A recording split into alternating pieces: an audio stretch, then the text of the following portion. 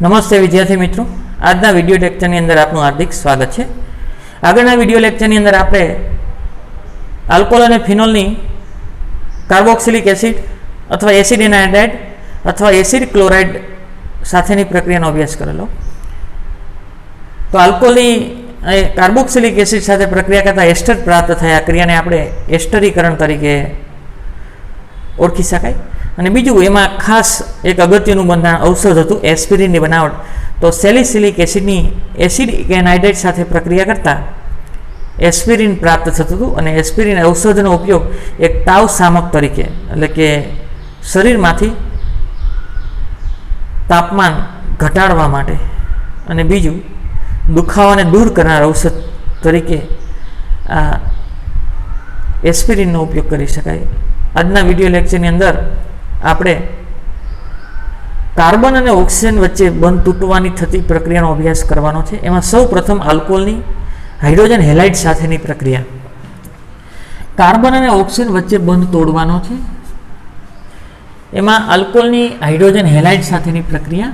Hydrogen halide એટલે HX. HX તરીકે તમે HCl લઈ શકો, HBr લઈ શકો અને HI લઈ શકો. તો પ્રતિક્રિયાત્મકતા તમને પૂછે તો પ્રતિક્રિયાત્મકતા આમાંથી કોની પ્રતિક્રિયાત્મકતા વધારે થશે?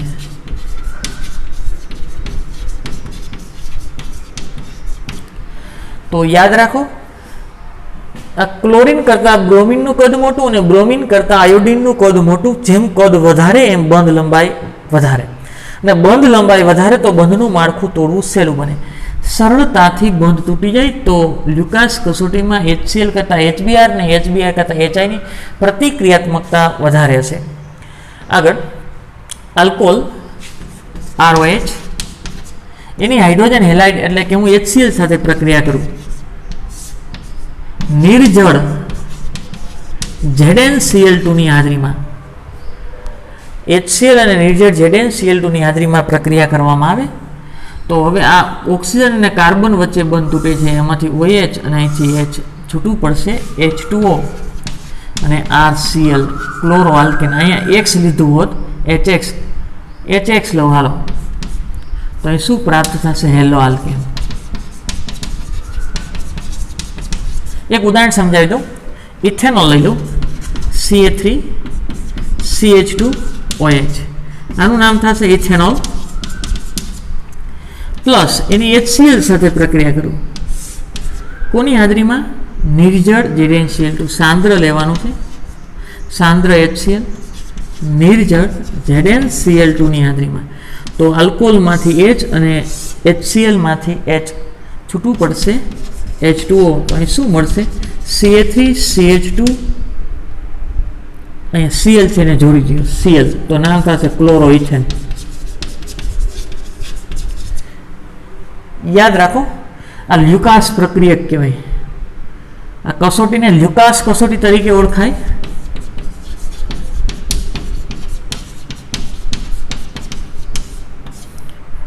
ખાસ MP છે લ્યુકાસ કસોટી. તો લ્યુકાસ પ્રક્રિયક ખાસ ધ્યાન રાખજો. લ્યુકાસ પ્રક્રિયક કોને કહેવાય? લ્યુકાસ પ્રક્રિયક તો સાંદ્ર HCl પ્લસ નિર્જળ ZnCl2 અને લ્યુકાસ પ્રક્રિયક કહેવાય. તો લ્યુકાસ પ્રક્રિયકમાં આલ્કોહોલ દ્રાવ્ય છે,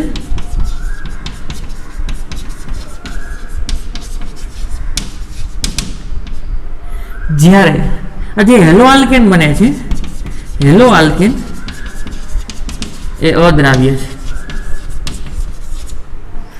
ખાસ ધ્યાન રાખજો, લ્યુકાસ પ્રક્રિયક સાંદ્ર HCl અને ZnCl2 અને લ્યુકાસ પ્રક્રિયક કહેવાય. એ આલ્કોહોલમાં દ્રાવ્ય છે અને હેલો આલ્કેનમાં અદ્રાવ્ય છે. માટે આ કસોટી છે આલ્કોહોલની પરખ માટે. પ્રયોગશાળામાં આલ્કોહોલની પરખ. કયો આલ્કોહોલ? 1 અંશ, 2 અંશ અને 3 અંશ પરખ માટે ઉપયોગી છે અથવા વપરાય. 1 અંશ 2 અંશ ને 3 અંશ આલ્કોહોલની પરખ માટે લ્યુકાસ કસોટીનો ઉપયોગ થાય. 1 અંશની વાત કરું તો 1 અંશ આલ્કોહોલ છે,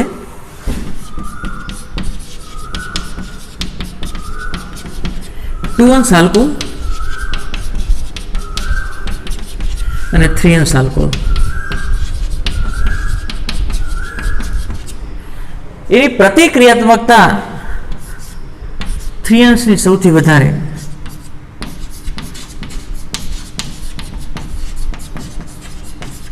આ પ્રશ્ન પણ ઘણી વખત પૂછાઈ ગયેલો છે. લ્યુકાસ કસોટીમાં પ્રતિક્રિયાત્મકતા સૌથી વધારે કોની? તો 3 અંશની. હવે જો 3 અંશ આલ્કોહોલ મેં લીધો હોય આ રીતે CA3 પાત્રની અંદર 3 અંશ આલ્કોહોલ લીધો હોય, એની HCl સાથે પ્રક્રિયા કરું તો આવું થાય. અહીંથી OH ને અહીંથી H2O અને નિર્જળ ZnCl2 તો આવું થશે. CA3 અને Cl. તો 3 અંશ આલ્કોહોલ મને ખબર જ છે કે 3 અંશ આલ્કોહોલ છે, એમાં હું લ્યુકાસ પ્રક્રિયક નાખું તો લ્યુકાસ પ્રક્રિયક આમાં દ્રાવ્ય છે, પ્રક્રિયા કરીને હેલો આલ્કેન બને છે. હવે હેલો આલ્કેન છે એ અદ્રાવ્ય છે. યાદ રાખો, દ્રાવ્ય હોય ને તો ક્લિયર દ્રાવણ જોવા મળે, આર પર જોઈ શકાય તેવું. હેલો આલ્કેન છે પાણીમાં અદ્રાવ્ય છે, દ્રાવણ ધૂંધળામય કરી નાખશે. દ્રાવણ છે એ ધૂંધળામય કરી નાખશે. જો ઝડપથી દ્રાવણ ધૂંધળામય થાય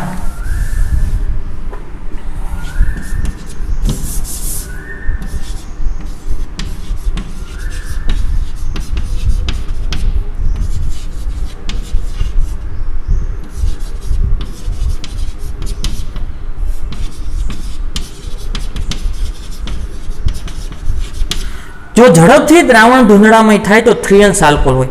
કારણ કે 3 અંશ આલ્કોહોલ છે એ 3 અંશ હેલાઇડમાં ફેરવાય અને એ લ્યુકાસ પ્રક્રિયકમાં અદ્રાવ્ય છે. અદ્રાવ્ય હોવાને કારણે આરપાર જોઈ શકાશે નહીં, એટલે ઝડપથી દ્રાવણ ધૂંધળું થઈ જશે.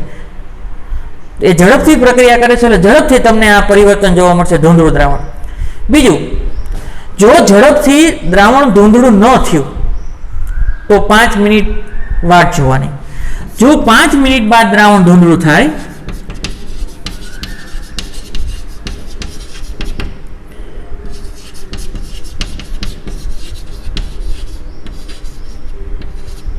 જો 5 મિનિટમાં દ્રાવણ ધૂંધળું થાય એટલે કે આરપાર ન જોઈ શકાય તેવું તો દ્વિતીયક આલ્કોહોલ. તો એનો અર્થ એવો કે પેલું પરિવર્તન આ મળ્યું તો 3 અંશ આલ્કોહોલ ઝડપથી પ્રક્રિયા કરતો હોવો જોઈએ. બીજું, જો 5 મિનિટ બાદ દ્રાવણ ધૂંધળું થાય તો 1 અંશ આલ્કોહોલ પ્રાપ્ત થશે અને પ્રક્રિયા થઈ આવે દ્રાવણ ચોખ્ખું રહે.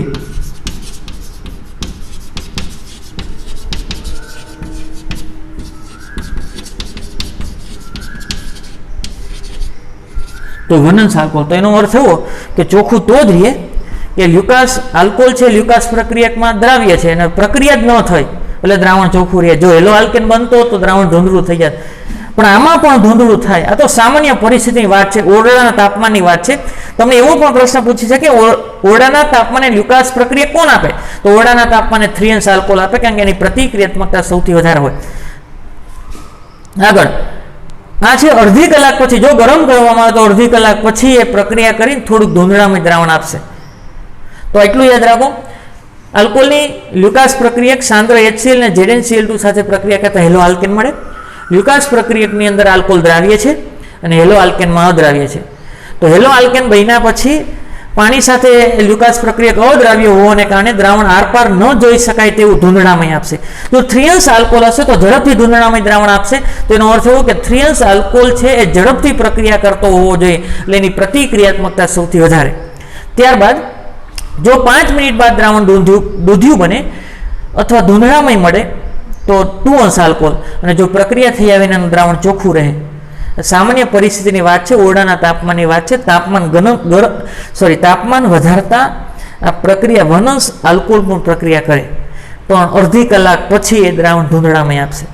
તો પ્રતિક્રિયાત્મકતા પૂછે તો 1 અંશ કરતાં 2 અંશની વધારે, 2 અંશ કરતાં 3 અંશ. આમાંથી MCQ ઘણા પ્રકારના MCQ પૂછી શકે. તમને આપ્યું હોય કે પેન્ટેન 1 ઓલ, પછી પેન્ટેન 2 ઓલ અને 2 મિથાઇલ પ્રોપેન 2 ઓલ, કયા પ્રકારનો આલ્કોહોલ ઓરડાના તાપમાને ઝડપથી પ્રક્રિયા આપે? તો યાદ રાખો, પેન્ટેન 1 ઓલ રેખીય શૃંખલા થઈ 1 અંશ આલ્કોહોલ થયો. બીજું પેન્ટેન 2 ઓલ એટલે 2 અંશ આલ્કોહોલ થયો અને 2 મિથાઇલ પ્રોપેન 2 ઓલ એટલે 3 અંશ આલ્કોહોલ તો ઓરડાના તાપમાને સરળતાથી લ્યુકાસ કસોટી આપશે. ખૂબ જ આઈએમપી છે અને ઘણી વખત પૂછાઈ ગયેલી છે, પણ આ એક પ્રતિક્રિયાત્મકતાનો ક્રમ ખાસ યાદ રાખજો. અને બીજું, પ્રયોગશાળામાં આલ્કોહોલની પરખ 1 અંશ 2 અંશ અને 3 અંશ આલ્કોહોલની પરખ માટે વપરાય. ફટાફટ સ્ક્રીનશોટ. પછી આગળ લ્યુકાસ કસોટીનું એક ખાસ અગત્યનું ઉદાહરણ, તમને પૂછે કે આ લ્યુકાસ કસોટી આપે કે નહીં અને ઝડપી આપે કે ધીમી આપે. આપણે પહેલા અગાઉ લખેલું હતું કે પ્રતિક્રિયાત્મકતા લ્યુકાસ કસોટીની અંદર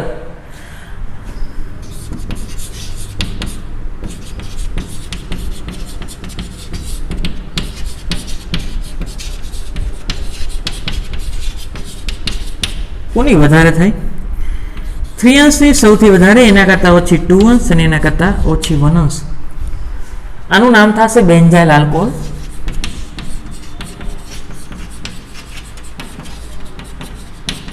યાદ કરો, OH જે કાર્બન સાથે જોડાયેલા છે તે બીજા એક કાર્બન સાથે છે.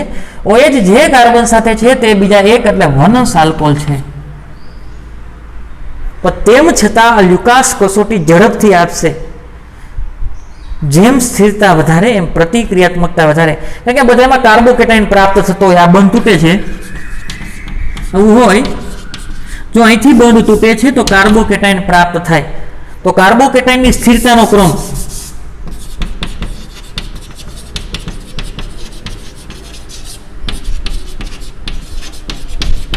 કયું કાર્બોકેટાઇન સૌથી વધારે સ્થાયી હોય? 3 અંશ. 11મા ધોરણમાં એનો અભ્યાસ કરેલો હતો.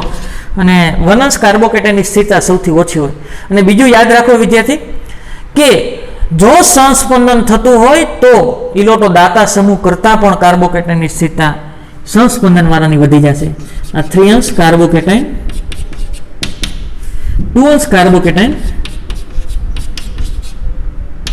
અને 1 અંશ કાર્બોકેટાઇન. કાર્બોકેટાઇનને ઇલોટોની જરૂર છે.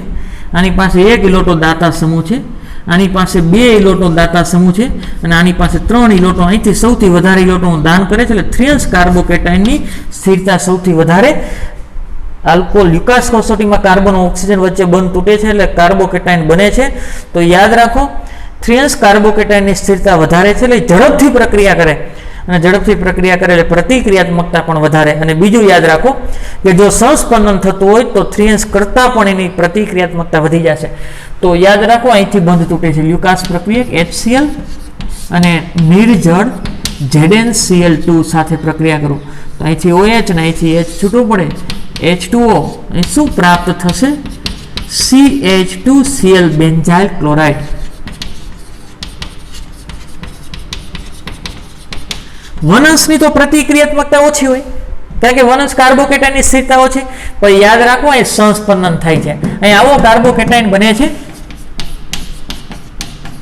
CH2+ કાર્બોકેટાઇન, જે સંસ્પંદનમાં ભાગ લેશે. આ બંધ અહીંયા ટ્રાન્સફર થશે. સંસ્પંદનને કારણે એની સ્થિરતા 1 અંશ હોવા છતાં ખૂબ જ વધારે છે. સંસ્પંદનને કારણે થાય.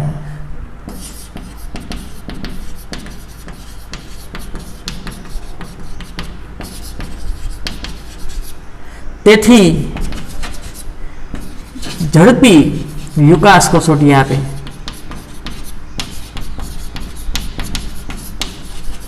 ખાસ યાદ રાખો, 1 અંશ હોવા છતાં શું કામ ઝડપથી લ્યુકાસ કસોટી આપશે? કારણ કે અહીંયા આ કાર્બોકેટાઇન બને છે, બેન્ઝાઇલ કાર્બોકેટાઇન બને છે, એ સંસ્પંદનને કારણે સ્થાયી છે, તેથી ઝડપથી લ્યુકાસ કસોટી આપશે.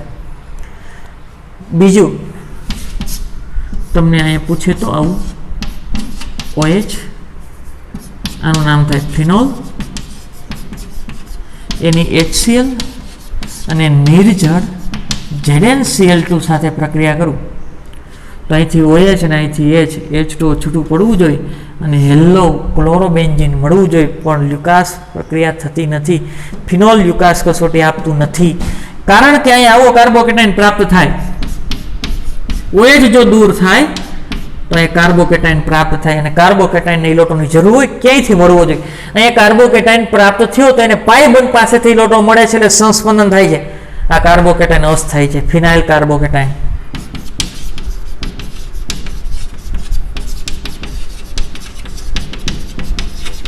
અસ્થાયી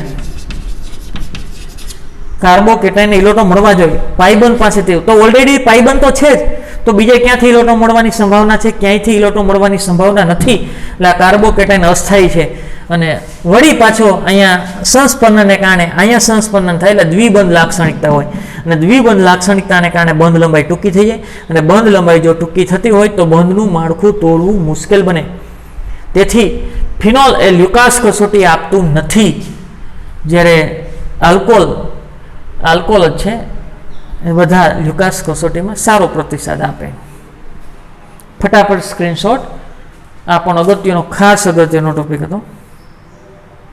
ત્યારબાદ આગળનો ટોપિક છે આલ્કોહોલની ફોસ્ફરસ ટ્રાયહેલાઇડ સાથેની પ્રક્રિયા.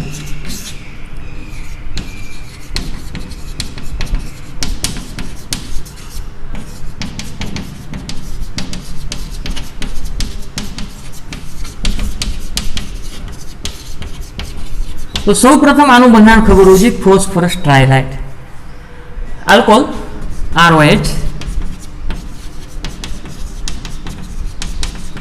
એ ફોસ્ફરસ ટ્રાયહેલાઇડ એટલે PBr3.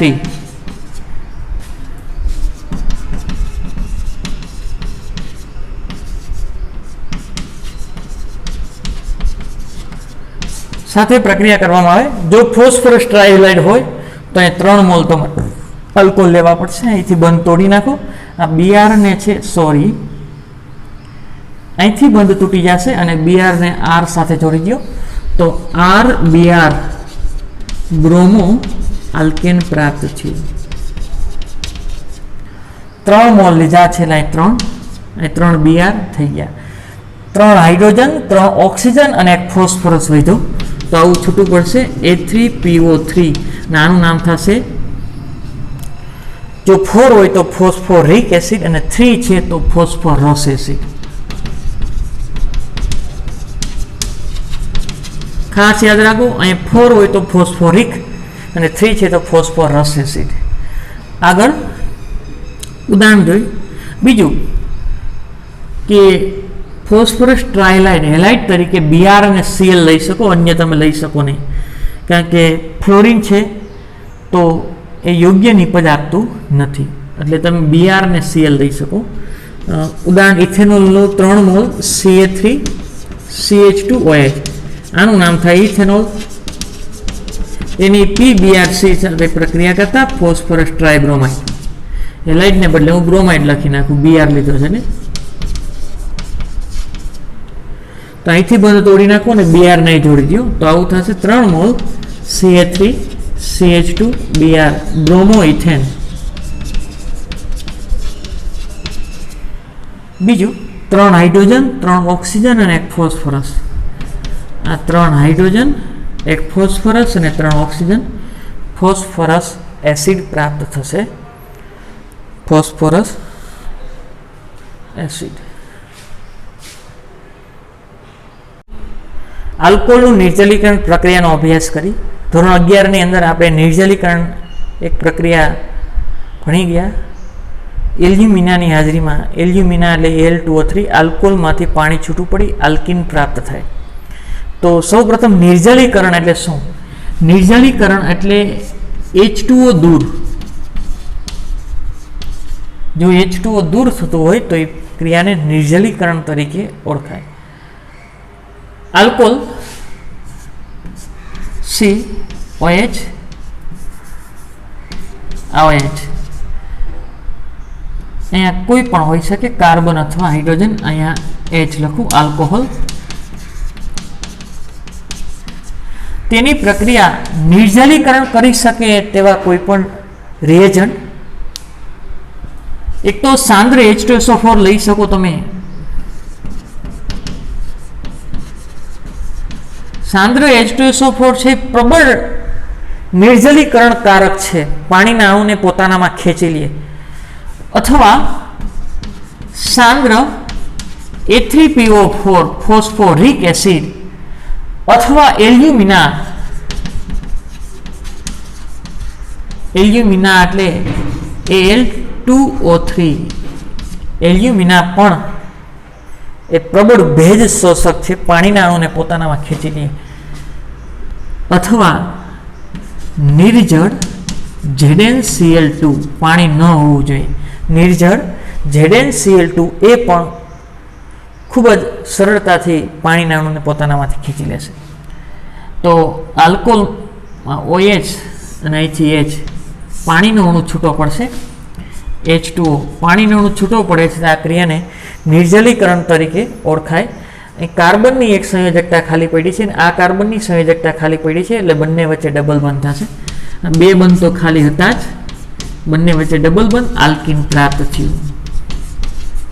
આગળ હવે પ્રક્રિયા વનસ આલ્કોલ સાથે પ્રક્રિયા કરી। વનસ આલ્કોલ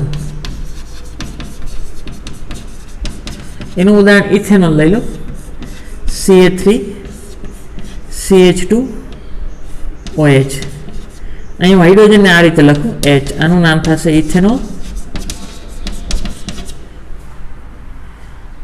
આગળ કોઈ પણ પ્રક્રિયાથી લઈ શકો, પણ અહીંયા આપણે સાંદ્ર H2SO4 સાંદ્ર H2SO4 100% H2SO4 લેવાનો છે। તાપમાન છે 443 કેલ્વિન તાપમાન, ત્યારે આમાંથી OH અને અહીંથી H પાણીનો અણુ છૂટો પડશે। વનસ આલ્કોલ છે, પાણીનો અણુ છૂટો પડશે, બંને વચ્ચે ડબલ બંધ થઈ જશે, CH2 ડબલ બંધ CH2, આનું નામ થશે ઇથીન। આગળ બીજું ઉદાહરણ 2 આલ્કોલનું લઈ।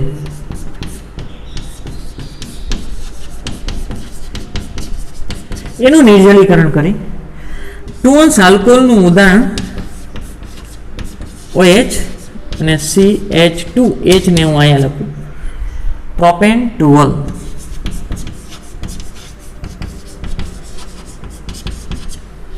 તેની પ્રક્રિયા 85% A3PO4 સાથે કરવાની છે। A3PO4 અહીંયા તમે સાંદ્ર H2SO4 અથવા સાંદ્ર A3PO4 એટલે કે 100% લેવાનું છે। અહીંયા 85% સાંદ્રતા થોડીક ઘટાડી તો પણ પ્રક્રિયા થાય છે, તો એનો અર્થ એવો કે 1s કરતાં 2sમાં સરળતાથી પ્રક્રિયા થતી હોવી જોઈએ। તાપમાન છે 440, તાપમાન પણ ઘટાડ્યું, સાંદ્રતા પણ ઘટાડી, તેમ છતાં પ્રક્રિયા થઈ, તો એનો અર્થ એવો કે 1s કરતાં 2sની પ્રતિક્રિયાત્મકતા વધારે હોવી જોઈએ। કારણ કે આ બંધ તૂટે છે ને 2s કાર્બોકેટાયન પ્રાપ્ત થાય છે, એની સ્થિરતા વધારે, તો એ સરળતાથી પ્રક્રિયા કરતો હોય, પાણીનો અણુ છૂટો પડશે। હવે યાદ રાખો, હવે આ કાર્બન ઉપરથી પણ હાઇડ્રોજન છૂટો પડી શકે ને આ કાર્બન ઉપરથી પણ હાઇડ્રોજન છૂટો પડી શકે। વિલોપન પ્રક્રિયા છે, એટલે કોઈ પણ 5 એના કાર્બન ઉપરથી છૂટું પડી શકે। Ca3 CH ડબલ બંધ CH2, આનું નામ થશે પ્રોપીન। આગળ 3s આલ્કોલ,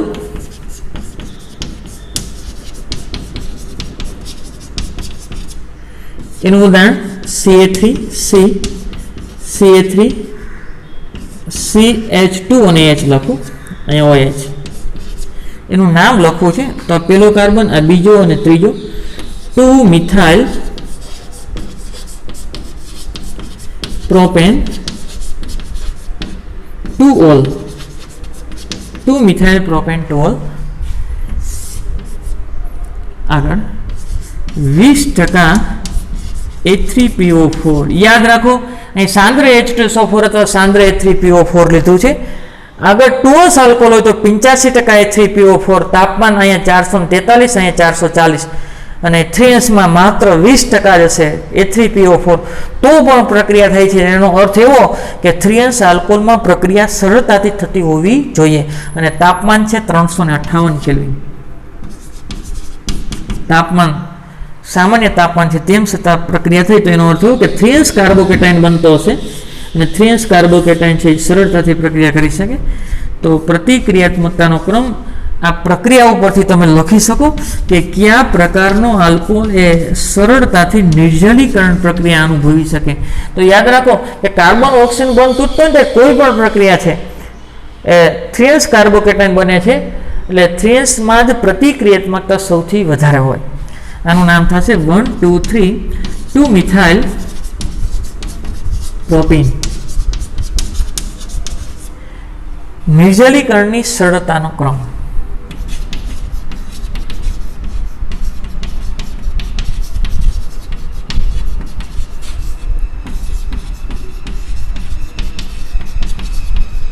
કયા પ્રકારના આલ્કોહોલ સાથે નિર્જલીકરણ પ્રક્રિયા સરળતાથી થશે? તો 3 આલ્કોહોલ કરતાં ઓછી 2 આલ્કોહોલ અને એના કરતાં 1 આલ્કોહોલમાં ઓછી થશે. નોંધ ખાસ, નિર્જલીકરણ સૌથી ઓછી 1 આલ્કોહોલમાં થશે. ફરીથી આલ્કોહોલની સાંદ્ર H2SO4 અથવા H3PO4 સાથે અથવા એલ્યુમિના Al2O3 અથવા નિર્જળ ZnCl2 ની હાજરીમાં પ્રક્રિયા કરતા 5 એના કાર્બન ઉપરથી પાણીનો અણુ છૂટો પડી અને બંને કાર્બન વચ્ચે ડબલ બોન્ડ આલ્કીન પ્રાપ્ત થશે. બીજું, જો 1 આલ્કોહોલ હોય તો સાંદ્ર H2SO4 અથવા H3PO4, તાપમાન 443. 2 આવ્યો તો સાંદ્રતા ઘટી, તાપમાન ઘટ્યું, અને 3 આવ્યો તો 20% H3PO4 છે, સાંદ્રતા ઘટીને તાપમાને ઘટ્યું. આ પરિસ્થિતિ ઉપરથી અંદાજ લગાવી શકો કે પરિસ્થિતિ મંદ છે, નિર્બળ છે, તેમ છતાં સરળતાથી પ્રક્રિયા થાય છે. તો 3 આલ્કોહોલમાં નિર્જલીકરણ સરળતાથી થતું હોવું જોઈએ. ખાસ આ પ્રશ્ન પણ આઈએમપી છે. ત્યારબાદ આ પ્રક્રિયાની ક્રિયાવિધિનો અભ્યાસ કરવાનો છે. ફટાફટ સ્ક્રીનશોટ પાડ્યો પછી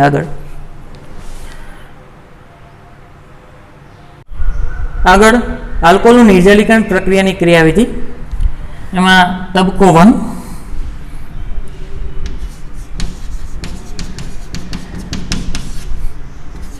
ઇથેનોલ 1 આલ્કોહોલનું ઉદાહરણ લઈ લે. ઇથેનોલ યાદ કરો, આપણે નિર્જલીકરણ માટે H2SO4 અથવા H3PO4 નો ઉપયોગ કરેલો હતો. તો H+ આવશે તેમાંથી. આ પ્રક્રિયા પ્રતિવર્તી છે, H+ નું અસ્તિત્વ નથી, એને ઇલેક્ટ્રોનની જરૂર છે. તો આલ્કોહોલમાં ઓક્સિજન પાસે અબંધકારક છે, એને ઇલેક્ટ્રોનનું દાન કરી દેશે. તો આ HC HH C HH oxygen, આ હાઇડ્રોજન, અહીંયા એક હાઇડ્રોજન જોડાણો છે, આની પાસે 3 બંધ બન્યા. તો પ્લસ આલ્કોહોલ છે, પ્રોટોન વધારે છે, તેને કે પ્રોટોનેટેડ આલ્કોહોલ અથવા ઇથેનોલ છે. તો ઇથેનોલ પ્રોટોનેટેડ ઇથેનોલ કહેવાય. આગળ H+ છે, એનું આયુષ્ય ક્ષણિક છે, એટલે સરળતાથી ઝડપથી પ્રક્રિયા કરનારા તબક્કો ઝડપી હોય. પ્રથમ તબક્કો પ્રોટોનેશન. તબક્કો 2 કાર્બોકેટાઇનનું બનવું.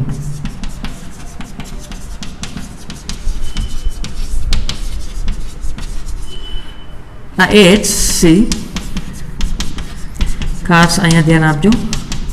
હવે ઓક્સિજનને ઇલેક્ટ્રોનની જરૂર છે. જો એ હાઇડ્રોજન પાસેથી મેળવી લેશે તો હતું એમનામ થશે, તો ત્યાંથી નહીં મેળવે. તો બાજુમાં કાર્બન પાસેથી ઇલેક્ટ્રોન મેળવી લે. કાર્બન પાસેથી ઇલેક્ટ્રોન મેળવી લેશે તો H2O છૂટું પડી ગયું. C H H H C H અને H કાર્બન ઉપર પ્લસ ચાર્જ થશે, કાર્બન ઉપર પ્લસ થશે. અને આ તબક્કો આ તટસ્થ પાસેથી મેળવી લીધો, એટલે આ તબક્કો ધીમો છે. અને ધીમો તબક્કો એ વેગ નિર્ણાયક તબક્કો છે. આગળ જોશું આપણે. કાર્બોકેટાઇન પ્રાપ્ત થયો. અને તબક્કા નંબર 3, અહીં ધ્યાન આપો, થોડીક ક્રિયાવિધિના અંતે તમે પણ કઈ રીતે પ્રક્રિયા થતી હોય એની કોઈ પણ પ્રક્રિયાની ક્રિયાવિધિ નક્કી કરી શકો. થોડુંક બેઝિક ફંડામેન્ટલ, બેઝિક રસાયણ વિજ્ઞાન થોડુંક આવડતું હોવું જોઈએ. હવે કાર્બોકેટાઇન છે તો ફરી પાછી એને ઇલેક્ટ્રોનની જરૂર છે. તો શું થશે? તો હાઇડ્રોજન છે પોતાના ઇલેક્ટ્રોન છે આ કાર્બનને આપી દેશે અને પોતે H+ સ્વરૂપે છૂટો પડી જશે. તો C H H ડબલ બંધ C H અને H ઇથિન આલ્કીન પ્રાપ્ત થયું. તો સૌ પ્રથમ આપણે H+ નો ઉપયોગ કર્યો હતો અને છેલ્લે H+ પ્રાપ્ત થઈ ગયો. તો યાદ રાખો, એ ઉદ્દીપક તરીકે વર્તતો હોવો જોઈએ. H2SO4 H3PO4 એલ્યુમિના નિર્જળ ZnCl2 એ પાણીના અણુને ખેંચે જ છે, માત્ર પાણીના અણુને દૂર કરે છે. પ્રક્રિયા અંતે પાછા મળી જાય છે. સૌ પ્રથમ H+ ની હાજરીમાં પ્રક્રિયા કરો એટલે H+ જોડાઈ જાય, 3 સંયોજકતા થઈ, પ્રોટોન વધારે છે એટલે પ્રોટોનેટેડ આલ્કોહોલ. ત્યારબાદ આને તટસ્થ થવા માટે કાર્બન પાસેથી ઇલેક્ટ્રોન મેળવી લઈએ તો પાણી તટસ્થ સ્વરૂપે છૂટો પડી જાય. કાર્બન ઉપર પોઝિટિવ ચાર્જ, કાર્બન કહે છે મારે તટસ્થ થવું છે, તો કાર્બનને તટસ્થ કરવા માટે બાજુના કાર્બન ઉપરથી હાઇડ્રોજન એને ઇલેક્ટ્રોન આપી દેશે, ડબલ બંધ, અને હાઇડ્રોજન H+ સ્વરૂપે છૂટો પડી ગયો. આ હતી આલ્કોહોલની નિર્જલીકરણની ક્રિયાવિધિ.